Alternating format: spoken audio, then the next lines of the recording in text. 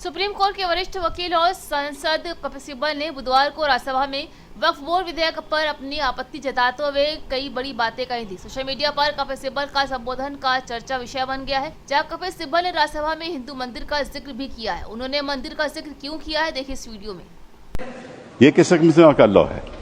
और ये भी कहना कि मुसलमान को पहले 5 साल मुसलमान बने फिर तय करना होगा कि तुम वक्फ दे सकते हो कि नहीं। अरे भाई, प्रॉपर्टी मेरी, मालकियत मेरी, चैरिटी में मैं देना चाहता हूं, आप कौन होते हो कहने को नहीं दे सकते? ये कौन सा कानून है? ये छोटी सी बात है, ये कौन सा कानून है? मैं हिंदू हूं, हिंदू होकर भी मैं दे सकता हूं। ये तो मेरी मर्जी है ना, प्रॉपर्टी तो मेरी है, आपका तो कोई हक नहीं। तो पहली बात तो ये कि ये आपने प्रावधान रखा क्यों? अगर आप वन नेशन वन लॉ की बात करते हो कि सारे धर्मों पे लागू करो, कोई भी दे सकता है। पहली बात है। दूसरी बात, एक नड्डा साहब ने बड़ी अच्छी कही कि देखिए ये कितनी एकर्स प्रॉपर्टी औकाफ की है, वक्फ की है। मैं उनको बताना चाहता हूं कि there are 32 Waqf boards in this country in different states merely supervise administration of waqf properties in their respective states. But please note kar lijiye Nada ji, total area of Hindu religious institutions in Tamil Nadu, Andhra Pradesh and Telangana respectively is 4,47,000 in Tamil Nadu, 4,65,000 in Andhra, 87,000 in Telangana, 723 acres with Tirumala Tirupati Devasthanam, and thus it comes to 10 lakh acres only in 4 states. And आप कहते हैं कि देखिए औकाफ में 8 लाख एकड़ है।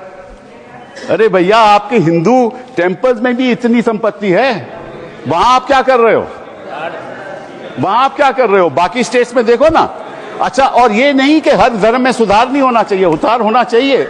मैं आपके साथ सहमत हूं, हिंदू धर्म में भी सुधार लाना चाहिए, लाना चाहिए ना, हिंदू धर्म भी सुधार लाना चाहिए। अंडर हिंदू धर्म, एक मिनट,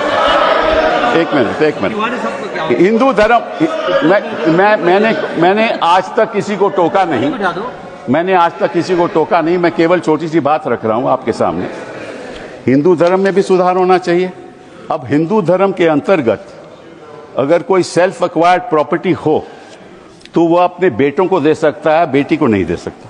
कहता है मैं नहीं दूंगा अपनी बेटी को। इस्लाम में भी है कि भाई को ज्यादा मिलेगा और बेटी को कम मिलेगा, इस्लाम में भी यह है। वहां वक्त से द्वारा सुधार हो सकता है, यहां कोई सुधार नहीं हो सकता।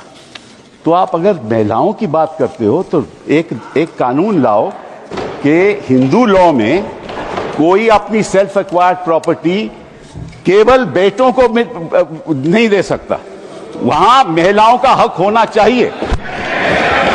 The other thing I want to say कि पहले क्या होता था कि ये जो वक्फ प्रॉपर्टी पे इंक्रोचमेंट होती थी, अनऑथराइज्ड इंक्रोचमेंट होती थी, लोगों की अनऑथराइज्ड इंक्रोचमेंट, और सरकार भी इस पे कब्जा कर लेती थी।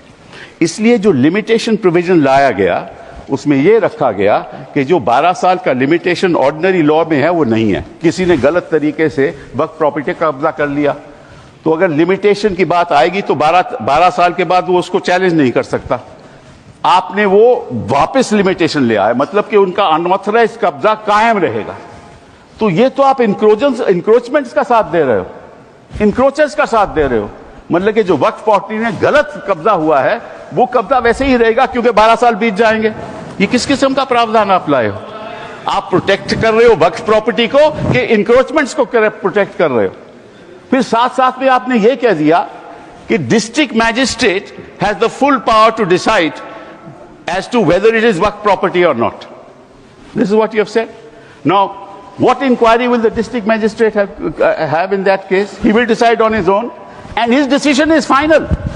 You were talking about Article 21 of the Constitution and said कि ये जो वक्फ जो काउंसिल है इनका डिसीजन कैसे फाइनल हो सकता है, वक्फ बोर्ड का डिसीजन कैसे फाइनल हो सकता है, ये तो चैलेंज ही नहीं हो सकता इन अ सिविल कोर्ट।